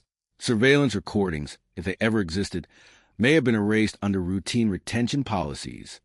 Potential corroborating witnesses may be impossible to locate. Consequently, investigators assess delayed reports carefully while recognizing their inherent limitations. Another recurring topic involves the role of forensic science in cases where little physical evidence is available. Modern criminal investigations often rely heavily on DNA, fingerprints, digital records, and electronic communications. These forms of evidence have solved countless cold cases that once appeared impossible. Amy Bradley's disappearance illustrates the opposite situation. Without a confirmed crime scene or recovered physical evidence directly connected to her disappearance, many of the most powerful forensic tools simply cannot be applied. This does not reflect a lack of investigative effort. Rather, it demonstrates the practical limitations of forensic science when foundational evidence is absent. Technology can strengthen existing evidence. It cannot create evidence where none exists. The case has also prompted discussion regarding emergency response procedures aboard passenger vessels. Since the late 1990s, many aspects of cruise operations have evolved. Advances in digital surveillance, passenger accountability systems, communication technology, and emergency protocols have expanded the ability of operators to respond onboard incidents. While individual cruise lines differ in their specific practices, the industry as a whole has adopted technologies that were not widely available when Amy disappeared in 1998. These developments cannot determine what occurred in her case. They do, however, illustrate how major investigations often influence broader conversations about safety and operational procedures. The investigation has also underscored the importance of international cooperation. Because the disappearance involved an American citizen aboard a cruise ship approaching a Caribbean island, multiple jurisdictions became involved. Such investigations require coordination between federal agencies, local authorities, maritime organizations, and, in some instances, international partners. Each organization operates within its own legal framework. Sharing information effectively while respecting those frameworks is an essential component of complex cross-border investigations. Over time, Amy's disappearance has been featured in documentaries, books, podcasts, and television programs devoted to unresolved mysteries. These productions have introduced the case to new audiences, while encouraging renewed public interest. From an investigative perspective, media attention can serve two important purposes. First, it keeps the case visible. Second, it increases the likelihood that someone possessing relevant information may recognize the case and contact authorities. At the same time, investigators consistently caution against confusing media narratives with established evidence. Documentary programs often explore multiple theories in order to present a full range of possibilities. Responsible investigations, however, distinguish clearly between verified facts and hypotheses that remain unproven. That distinction is particularly important in Amy Bradley's case. Numerous theories have been proposed over the years. None has been conclusively established by publicly available evidence. This does not mean the truth is unknowable. It means the available evidence has not yet reached the threshold necessary to identify what occurred with confidence. Cold case investigators frequently revisit older files precisely because new evidence occasionally emerges decades later. Advances in forensic methods, previously unidentified witnesses, rediscovered documents, improved international databases. Each has contributed to solving investigations once believed unsolvable. History demonstrates that the passage of time alone does not prevent resolution. Instead, it changes the nature of the search. Rather than focusing on preserving a fresh crime scene, investigators concentrate on preserving institutional knowledge. Reports are digitized. Physical evidence is maintained according to evolving forensic standards. Witness statements are reviewed for inconsistencies or overlooked details. Every element is reconsidered through the lens of modern investigative techniques. Whether such efforts will ultimately resolve Amy Bradley's disappearance remains unknown. What is certain is that the case continues to occupy a unique place in discussions of missing person investigations. It highlights the difficulties of determining what occurred when a disappearance takes place within a narrow time frame, in a complex maritime environment, and without definitive physical evidence. It also illustrates the emotional reality experienced by families whose loved ones remain officially missing. Unlike cases in which a death has been confirmed, unresolved disappearances leave critical questions unanswered indefinitely. There is no final explanation, no established sequence of events, no definitive conclusion, only an ongoing investigation and the hope that future evidence may eventually provide clarity.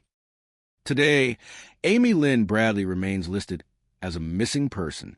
Law enforcement agencies continue to encourage anyone with credible, first-hand information concerning her disappearance to come forward. That official position reflects the central truth of the investigation. The case has not been solved. The evidence remains incomplete. The search for verifiable answers continues. Until new evidence emerges, Amy Bradley's disappearance will remain one of the most closely examined unsolved missing person cases associated with cruise travel, not because investigators lack theories, but because responsible investigations require conclusions to be supported by evidence rather than speculation. More than a quarter of a century has passed since Amy Lynn Bradley disappeared, yet the investigation remains active in the sense that authorities continue to receive and assess new information. While the passage of time inevitably complicates any inquiry, History has shown that cold cases can be resolved decades after the original event. That possibility continues to shape the approach investigators take toward Amy's case. One of the defining characteristics of long-term missing person investigations is the periodic reassessment of evidence. Detectives assigned to cold cases often begin by reviewing the original investigative file from beginning rather than assuming earlier conclusions were correct. They examine interview transcripts, timelines, photographs, reports, and physical evidence to determine whether any detail was overlooked or interpreted differently under the investigative standards of time. This process does not imply that earlier investigators made mistakes. Rather, it reflects the reality that investigative methods evolve. New technology, additional information, and fresh perspectives can sometimes reveal significance in details that previously appeared routine. In Amy Bradley's case, however, the central challenge has remained remarkably consistent. The available evidence establishes that Amy disappeared during a relatively short period in the early morning of March 24, 1998. Beyond that, investigators have been unable to determine with certainty whether she remained aboard the Rhapsody of the Seas, entered the water, or left the vessel alive. Every subsequent investigative effort has sought to answer that single question. The lack of confirmed endpoint has influenced every aspect of the case. If investigators knew where Amy had last been with certainty, they could focus their efforts on reconstructing events within that location. If they knew she had entered the water, the investigation would emphasize maritime reconstruction.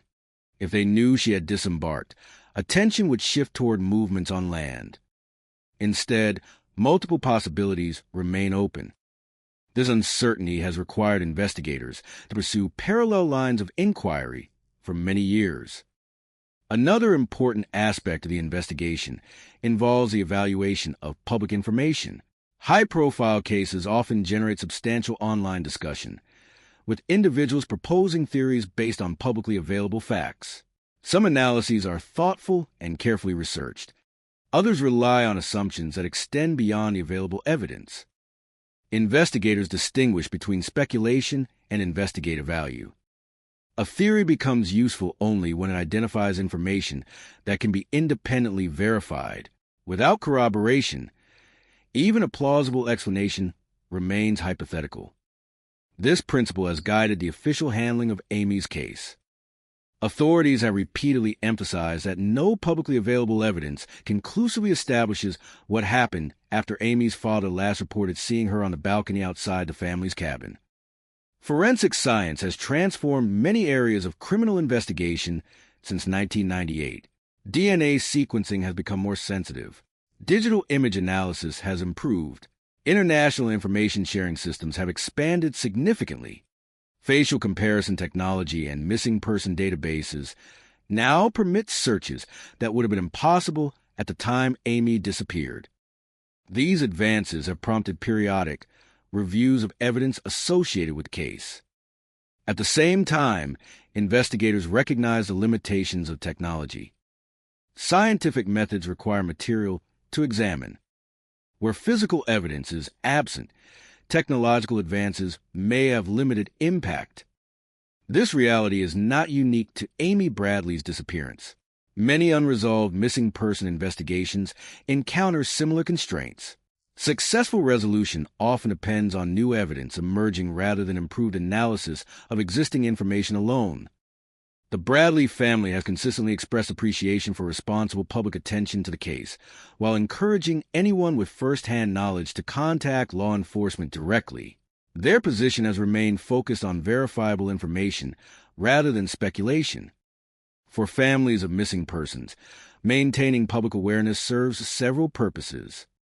It increases recognition. It encourages witnesses who may have remained silent to come forward. It reminds investigators and the public alike that the case has not been forgotten.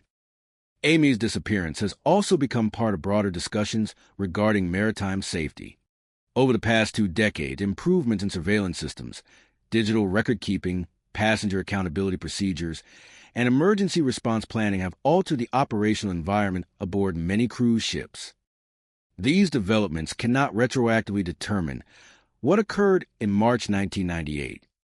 However, they illustrate how investigations into significant incidents often contribute to future changes in industry practices.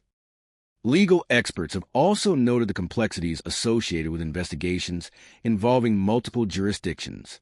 Cruise ships frequently operate under the laws of one nation while traveling through international waters and visiting ports governed by another. When passengers are citizens of additional countries, investigative coordination may involve several governmental agencies. Amy Bradley's disappearance highlighted these challenges. The investigation required cooperation among local authorities, federal agencies, and other organizations responsible for different aspects of the inquiry. Such cooperation remains essential in modern international investigations. As public interest has continued, documentaries and journalistic examinations have revisited the case from different perspectives. Responsible reporting consistently distinguishes established facts from unverified claims, recognizing that unresolved cases often attract speculation that cannot be substantiated. This distinction is especially important when discussing individuals who have never been identified as suspects through publicly disclosed evidence. Investigative integrity depends upon careful adherence to verified information. Although many questions remain unanswered, several conclusions can be drawn from the available record. First, Amy Lynn Bradley's disappearance remains officially unresolved. Second, extensive investigative efforts have been undertaken by multiple agencies over many years. Third, despite numerous reported leads, no publicly released evidence has conclusively established what happened. These conclusions may appear limited. In fact, they accurately reflect the current state of the investigation. For investigators, acknowledging uncertainty is not a weakness. It is an essential part of objective analysis. Cold cases require patience because conclusions reached without sufficient evidence can permanently divert attention from the truth.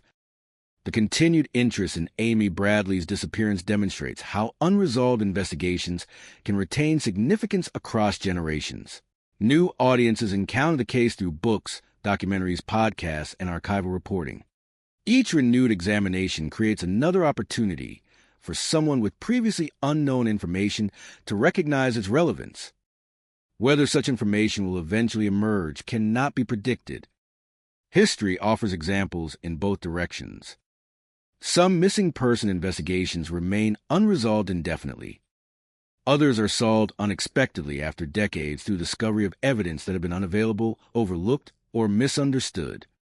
Amy Bradley's case remains open precisely because investigators have not exhausted the possibility that new evidence may still exist. Until verifiable information establishes what occurred during those final hours aboard a Rhapsody of the Seas, the disappearance of Amy Lynn Bradley will continue to represent one of the most enduring mysteries in modern missing person investigations. The case stands as a reminder that the absence of answers is not the same as the absence of truth. Somewhere, the complete sequence of events exists. The challenge for investigators has always been the same: finding evidence capable of revealing that truth with certainty. One of the defining characteristics of every enduring cold case is that it gradually becomes two separate stories. The first is the event itself, the disappearance, the investigation, the search. The second is a continuing effort to preserve the integrity of that investigation as years become decades. Amy Lynn Bradley's case reflects both realities. For investigators, the passage of time introduces practical challenges that extend beyond fading memories. Evidence collected during the original investigation must be preserved according to evolving forensic standards. Written reports are digitized. Photographs are archived at higher resolutions.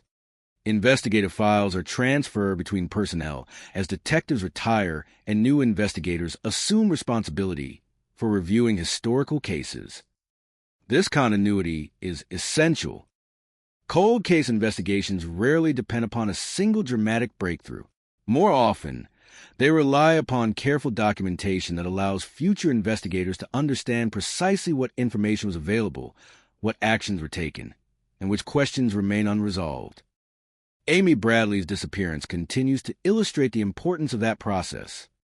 The official record establishes a sequence of verified events up to the point at which Amy could no longer be located aboard the Rhapsody of the Seas. Beyond that point, investigators have evaluated multiple possibilities without publicly identifying evidence sufficient to establish one conclusion over another. This distinction remains central to responsible analysis. In criminal investigations, uncertainty is not resolved by selecting the most compelling theory. It is resolved through evidence. Throughout the years, investigators have continued to compare new information against the original timeline.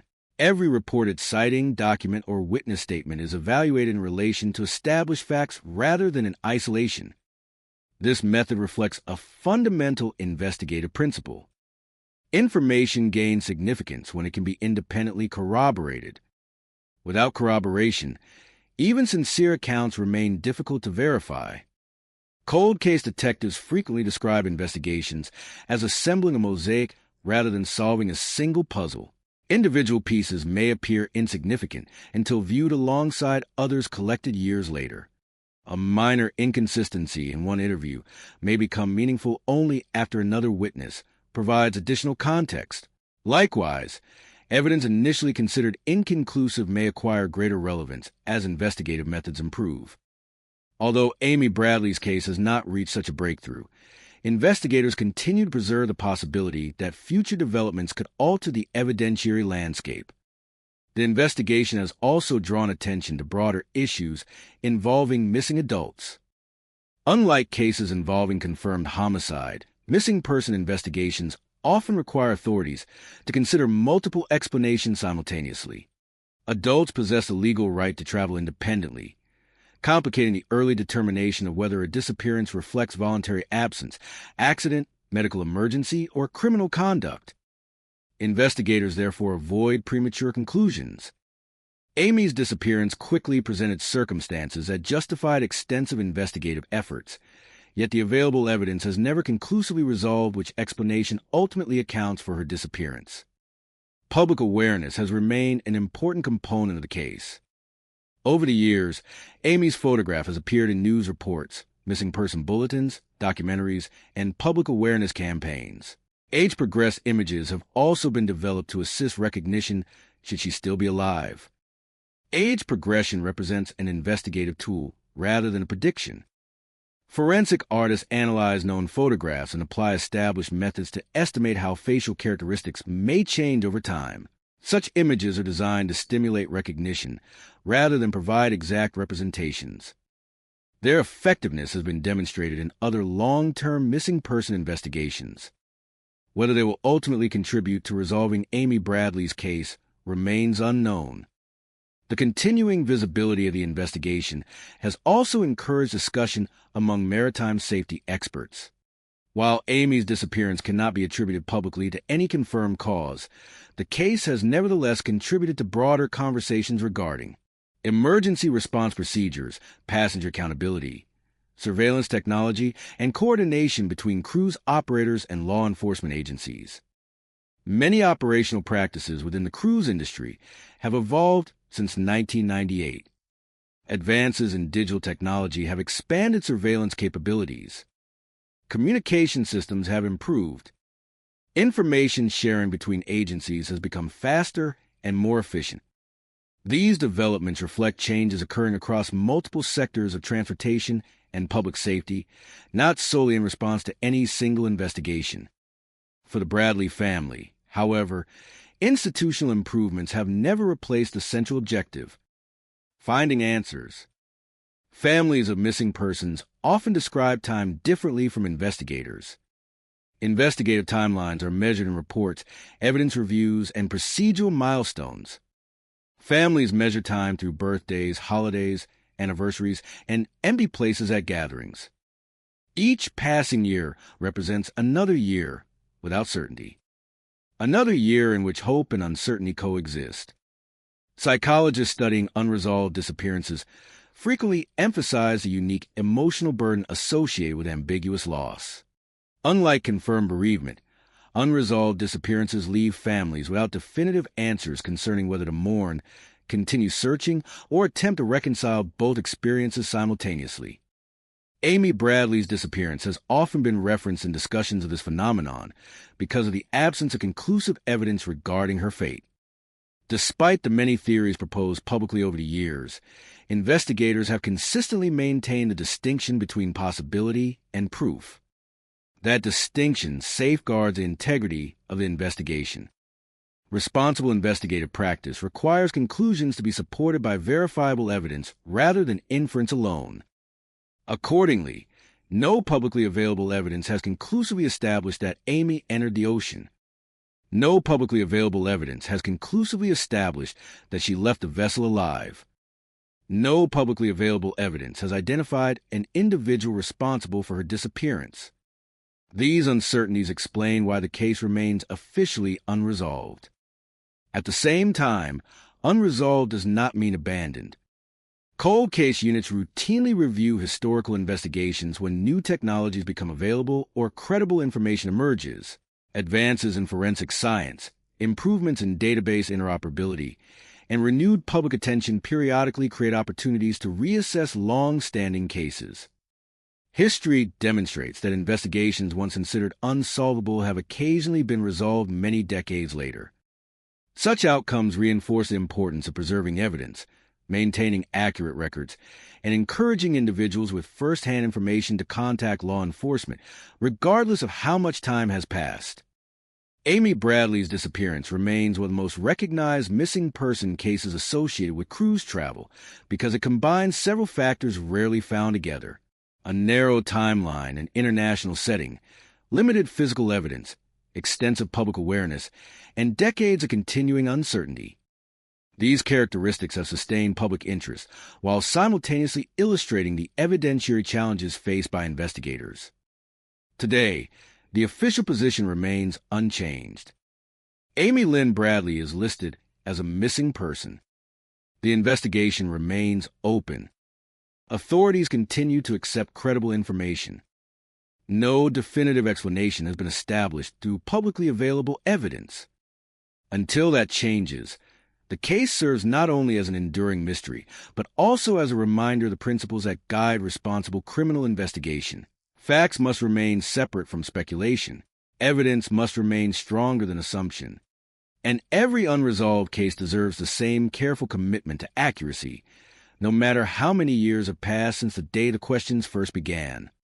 In many investigations, the passage of time creates distance. Witnesses move away. Records become harder to locate. Public attention shifts toward newer events.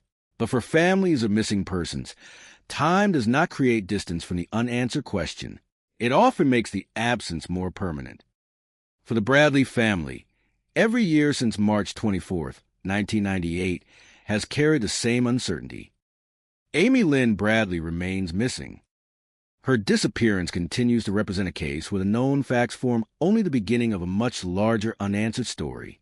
Investigators know where Amy was last confirmed to be. They know the circumstances surrounding the final hours before she disappeared. They know extensive efforts were made to locate her. What remains unknown is the most important part of the investigation, the sequence of events that followed.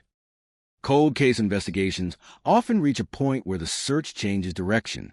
The initial response focuses on immediate action, locating the missing person, securing possible evidence, interviewing witnesses while memories are fresh. Years later, the focus becomes preservation and reassessment. The question evolves from, where is she, to, what information do we still not have? This change does not represent acceptance that the answer will never be found. Instead, it reflects a reality that unresolved cases require a different investigative approach.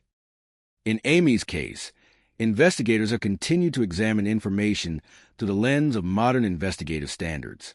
Earlier assumptions can be reconsidered. Previous witness statements can be reviewed. New technology can be applied where appropriate. However, the central limitation remains the same. There is no publicly known piece of evidence that definitively explains what happened after Amy disappeared. The investigation has always been complicated by the international nature of the case. A disappearance aboard a cruise ship involves multiple layers of responsibility. The ship itself operates within a maritime legal framework. The destination country has its own authorities. The missing person's home country may also become involved. Coordination between different agencies is essential. Communication must move across borders. Evidence must be collected and evaluated according to appropriate legal standards. Witnesses may return to different countries shortly after an incident occurs. These factors can make early investigative response significantly more complex than cases occurring within a single community. The circumstances surrounding Amy's disappearance also highlight how quickly a person can become difficult to locate in a highly mobile environment. Cruise ships are temporary communities.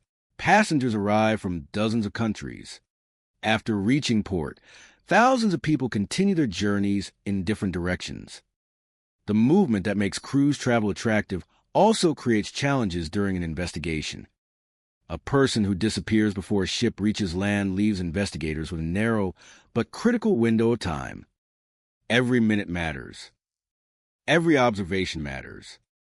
Every missed opportunity becomes more difficult to recover later. This reality has contributed to ongoing discussions about passenger safety and emergency procedures within the cruise industry. While Amy's case has not been publicly linked to a confirmed cause, incidents involving missing passengers have encouraged companies, regulators, and safety experts to examine how technology and procedures can improve future responses. Modern vessels increasingly utilize improved surveillance systems, digital records, and communication technologies that were far less advanced in the late 1990s. Yet, even the most advanced technology cannot replace immediate information. The first hours of an investigation remain among the most valuable. That principle applies across all areas of law enforcement. The longer time passes after a disappearance, the more investigators must rely on preserved evidence, accurate documentation, and the possibility that new information will emerge. Amy's case has also demonstrated the importance of responsible public involvement. Members of the public can play a valuable role in missing person investigations. A witness who believes they know something relevant may hold a detail investigators have never received. A person may remember an interaction that seemed ordinary at the time, but later becomes significant. However, public involvement must be guided by accuracy. Unverified claims can create confusion. False information can harm investigations. Responsible reporting requires acknowledging uncertainty while continuing to search for answers. This balance has been especially important in Amy's case because of the large number of theories that have developed over the years. The human mind naturally seeks explanations. When information is incomplete, people attempt to fill the gaps. Some explanations may eventually prove valuable if supported by evidence. Others may remain only possibilities. Investigators must maintain the discipline to follow evidence wherever it leads rather than allowing public pressure or emotional expectations to determine conclusions. That principle protects both the investigation and the individuals connected to it. The absence of resolution has also meant that Amy's story continues through the efforts of missing person organizations and advocacy groups. These organizations assist families, distribute information, and promote awareness of cases that might otherwise disappear from public attention. For many missing person cases, awareness is one of the most important investigative tools available. A photograph shared today may reach someone who had no knowledge of the case years earlier. A new witness may recognize details previously overlooked. A forgotten memory may become relevant. Time does not always eliminate possibilities. Sometimes time creates them. Advances in communication technology have also changed how missing person investigations develop.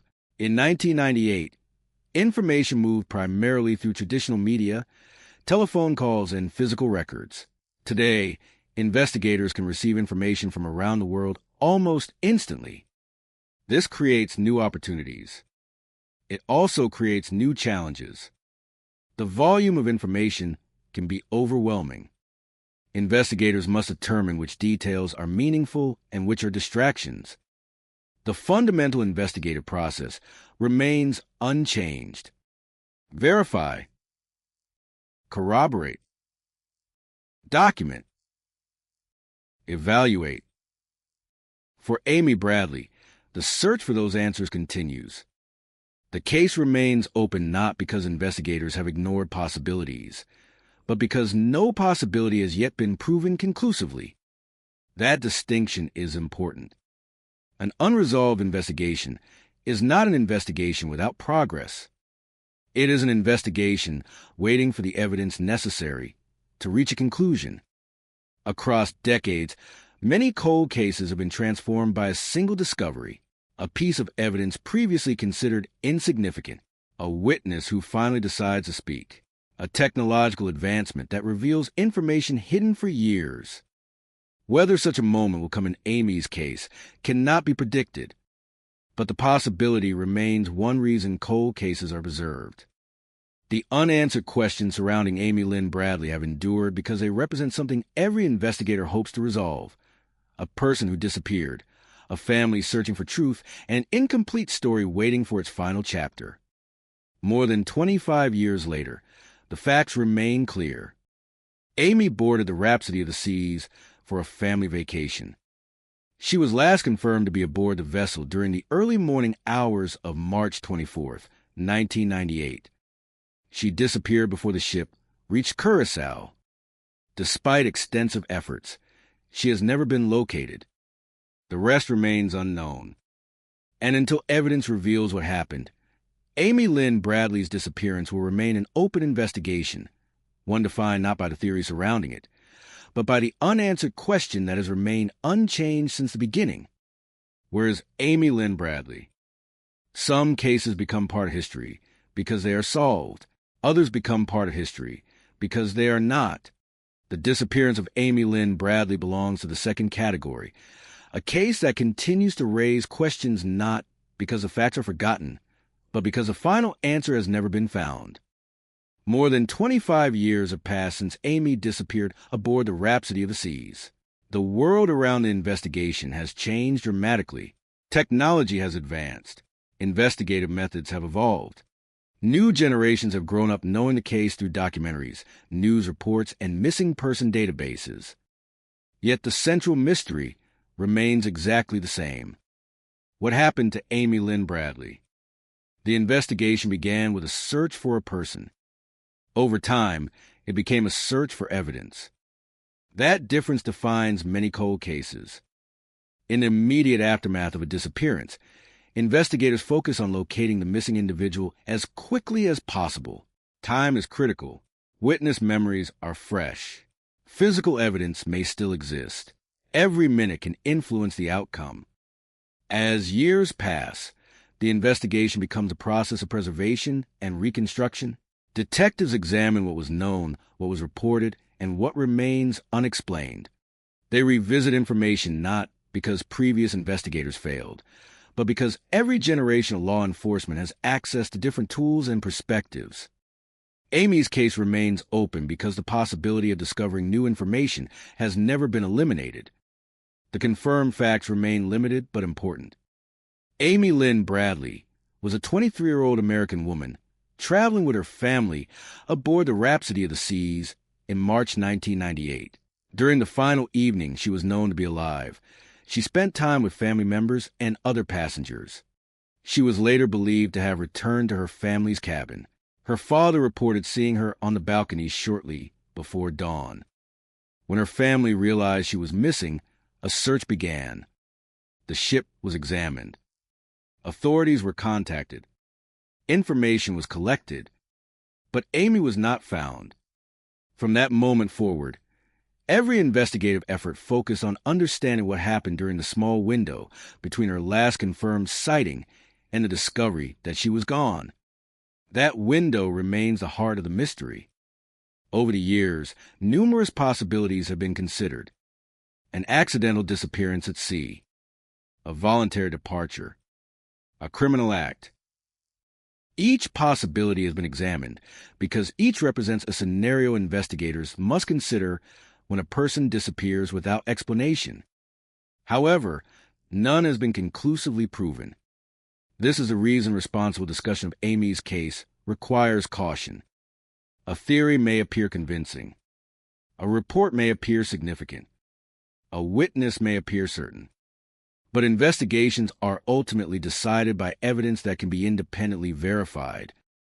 Without that evidence, conclusions remain incomplete. The case has also demonstrated the emotional complexity of unresolved disappearances. For families, uncertainty creates a unique form of suffering. There is no confirmed ending, no definitive moment of goodbye, no complete understanding of what occurred. Instead, there's an ongoing search for information. The Bradley family has spent years keeping Amy's name visible because awareness remains one of the few tools available in cases where answers are missing. Their efforts reflect the experience of many families around the world who continue searching for loved ones long after the initial investigation has faded from public attention. Every missing person case represents more than an investigative file. It represents a person whose life continued only in the memories of those who knew them. Amy was not simply a name in a report. She was a daughter, a sister, a friend, a young woman whose future was interrupted by an event that remains unexplained. That human element is what continues to drive interest in the case. Beyond theories and investigations, the most important question has always remained the same. What happened to Amy? The search for answers has also contributed to broader awareness of missing person investigations and maritime safety. The circumstances surrounding Amy's disappearance have encouraged discussions about emergency response, surveillance, passenger accountability, and international cooperation. Lessons learned from past cases often influence future procedures. Although those changes cannot alter what happened in 1998, they demonstrate how unresolved cases can still have lasting impact. The development of new technology continues to offer possibilities for old investigations. Improved databases, advanced image analysis, and enhanced communication between agencies provide tools unavailable at the time of Amy's disappearance. But technology alone cannot guarantee resolution. The most important breakthroughs in cold cases often come from information, a person deciding to speak, a witness remembering a forgotten detail, a document being discovered, a connection being recognized. The future of Amy's case, like many unresolved investigations, may depend on something that has not yet been identified. That uncertainty is frustrating, but it is also why the case remains open. Investigators do not close a case because time has passed. They close a case when the evidence establishes what happened. That moment has not arrived for Amy Lynn Bradley. Until it does, the investigation continues. The disappearance of Amy Lynn Bradley remains one of the most recognized unsolved cases connected to cruise travel. Its significance comes not from rumors or speculation, but from the extraordinary gap between what should have been an ordinary family vacation and the unanswered mystery that followed. A young woman boarded a cruise ship. A few hours later, she was gone. Decades later, the questions remain. Where did Amy go? What happened during those final moments? And who, if anyone, holds the information that could finally explain the truth? For her family, those questions are not part of the documentary. They are part of everyday life. For investigators, they represent an unfinished case. For the public, they remain a reminder that some mysteries survive not because people stop searching, but because the answers remain hidden. Amy Lynn Bradley has never been forgotten. Her name continues to appear in missing person records. Her photograph continues to represent hope. Her case continues to be reviewed. And somewhere beyond the uncertainty, there remains a possibility that one day, after decades of waiting, the evidence will finally reveal what happened on that quiet morning in March 1998. Until then, the search continues.